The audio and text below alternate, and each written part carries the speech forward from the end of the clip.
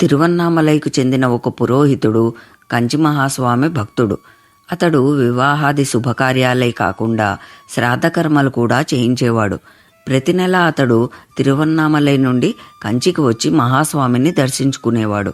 వానరాని ఎండరాని పిడుగులే పడినా సరే ప్రతి నెల కంచికి రావడం మాత్రం మానేవాడు కాదు. అలాగే ఒక నెలలో అతడు మహాస్వామిని దర్శించుకోవడానికి కంచికి వచ్చాడు. భక్తులందరితో పాటు వరుసలో నిలబడ్డాడు. భక్తులకు ప్రసాదాలనిస్తున్న మహాస్వామి ఒక్కొక్క క్షణం ఆగి తన శిష్యుడొకరిని దగ్గరికి పిలిచి, తిరువన్నామలై నుండి ప్రతి నెలా వచ్చే పురోహితుడు ఈ వరుసలో నిలబడి ఉన్నాడు. నువ్వు వెళ్ళి అతన్ని ఇవాళ దర్శనం లేదు, వెళ్ళిపోమని చెప్పు అన్నారు. పెరియవ ఎందుకు ఇలా చెప్పారో అర్థం కాని ఆ శిష్యుడు ఈ విషయాన్ని ఆ పురోహితుడికి చేరవేశాడు. ఆ పురోహిత భక్తుడు దిగ్భ్రాంతికి గురయ్యాడు. ఇన్నేళ్లుగా లేనిది పెరియవ ఇవాళ నాకు దర్శనం ఇవ్వక వెళ్ళిపోమన్నారెందుకో అని వెనక్కు వెళ్లడానికి మనస్కరించక అక్కడే గేటు దగ్గర పచార్లు చేస్తూ నిలిచిపోయాడు. అతడు వెళ్ళిపోలేదని తెలుసుకున్న మహాస్వామి తన శిష్యునితో ఆ పురోహితునికి ఇలా కబురంపారు.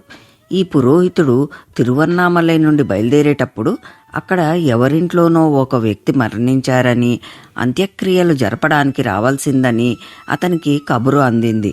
కానీ ఈ పురోహితుడు అహంకారంతో ప్రతి నెలా తను కంచికి వెళ్లాల్సిన ప్రోగ్రాం ఉంది కాబట్టి ఆ మరణించిన వ్యక్తి అంత్యక్రియలు తను నిర్వహించనని చెప్పి కంచికి బయలుదేరాడు.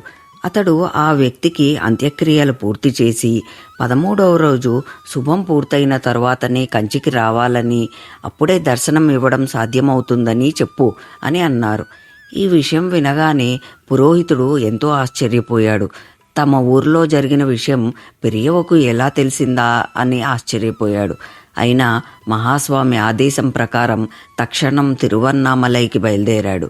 అతడు అక్కడ పనులు పూర్తి చేసుకొని శుద్ధి కాగానే మరలా కంచికి వచ్చాడు. అప్పుడు అతనికి దర్శనమిచ్చిన మహాస్వామి అతన్ని మెల్లగా మందలిస్తూ ఇలా అన్నారు. నువ్వు శుభకార్యాలకు రాకున్నా, వాటిని తప్పించుకున్నా పర్వాలేదు, కానీ శాస్త్రాన్ని సంప్రదాయాన్ని అనుసరించే పురోహితునిగా ఇలాంటి అపరకార్యాలను ఉదాసీనపరచడం తగదు. అంత్యక్రియలు చేయడం మనం రుద్రునికి చేసే సేవకు సమం. అది ఒక యజ్ఞ ఫలితాన్ని ఇస్తుంది. ఒక జీవుడు తన జీవిత కాలంలో ఎన్నో యజ్ఞాలను నిర్వహించవచ్చు, కానీ చివరిగా తన మరణం అనే యజ్ఞకార్యాన్ని మాత్రం అతడు నిర్వహించుకోలేడు. అప్పుడు ఆ యజ్ఞకార్యాన్ని ఆ మృతుని సంతానం పురోహితుల సాయంతో ఎలాంటి లోపదోషాలు లేకుండా నెరవేర్చాలి. అది తప్పనిసరిగా నెరవేర్చబడాల్సిన కర్తవ్యం అని అనగానే ఆ పురోహితుడు మహాస్వామికి సాష్టాంగ నమస్కారం చేసి ఇక ముందు ఇలాంటి అపరాధం జరగదని మాటిచ్చాడు.